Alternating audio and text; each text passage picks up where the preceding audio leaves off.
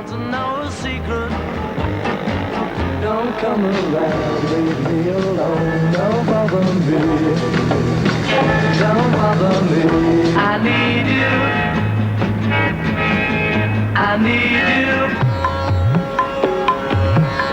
While my guitar gently weeps.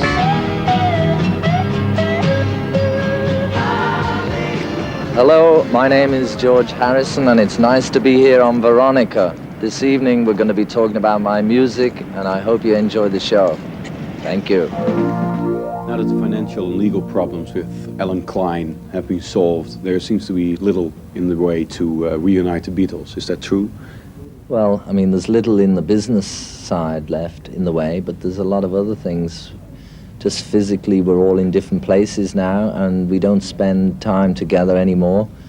You know, that's the problem. We'd have to get to know each other again, because we haven't sort of hung around together like we did in the past. So, I mean, it's everybody's into their own lives. It seems very difficult, the idea of getting together. But it's just a joke. I mean, it needs a joke when the last offer was for $50 million, and it's crazy, you know. It's trying to put the responsibility of making the world a wonderful place again onto the Beatles. You know, I think that's unfair. I know a lot of people like the Beatles, but it's like 8 years ago we split up, and it's like difficult, you know. It's like we all grew up and we left home. It's like trying to get the family back again, or trying to get us to go back to school again. I suppose the first feeling I really had that was strong, spiritual feeling, was after taking LSD. Somebody, John Lennon and I were having dinner with somebody who was a dentist, and he dropped LSD in our coffee, and we took it, and ever since then it's all changed.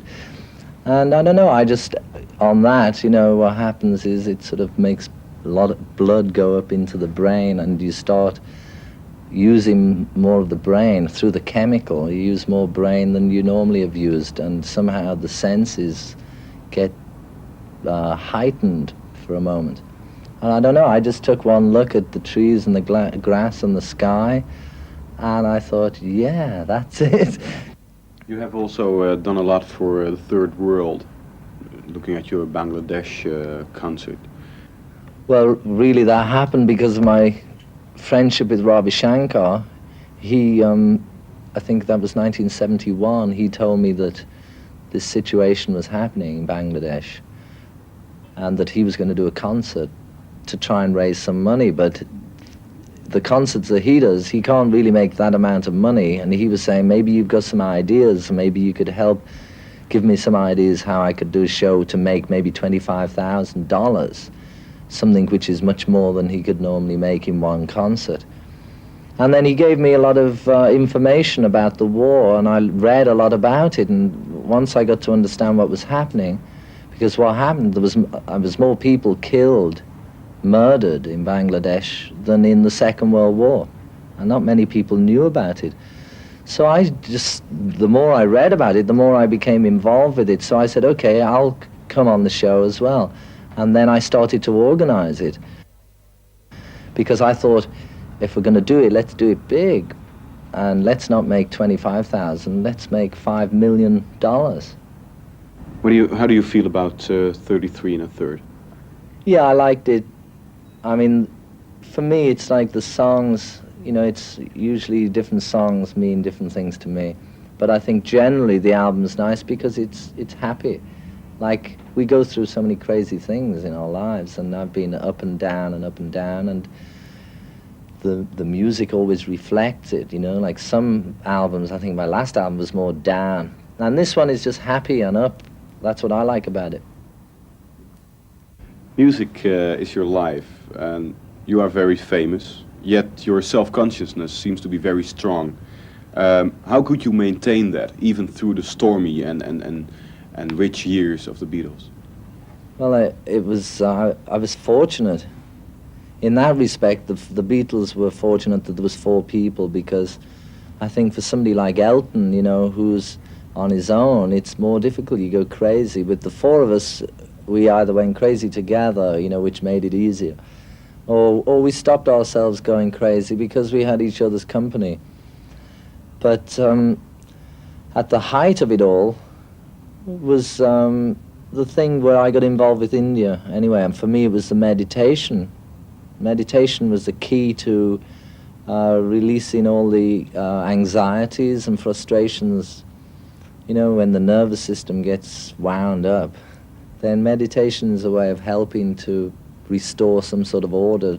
That it's like a mirror has become dirty, and so through meditation and yoga, it's the process of trying to polish the mirror so that we can reveal what we really are, which is Satchitananda, perfection, and that's it. Each one is potentially divine, and the goal is just to realize that. So, I mean, that's all I want to do. Nothing much. Well, I hope you enjoyed the show. It was a little short this time, but Veronica needs a bit more time, so maybe when they get the longer time, we'll do a longer show. Anyway, I hope you enjoyed it. Thank you very much. Good night. Do you want to know a secret? Don't come around, leave me alone. Don't bother me. Don't bother me. I need you. I need you. While my guitar gently weeps.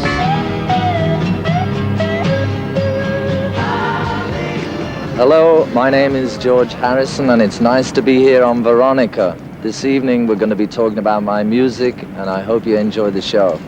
Thank you. Now that the financial and legal problems with Alan Klein have been solved, there seems to be little in the way to reunite the Beatles. Is that true? Well, I mean, there's little in the business side left in the way, but there's a lot of other things. Just physically, we're all in different places now, and we don't spend time together anymore. You know, that's the problem. We'd have to get to know each other again, because we haven't sort of hung around together like we did in the past. So, I mean, everybody's into their own lives. It seems very difficult, the idea of getting together.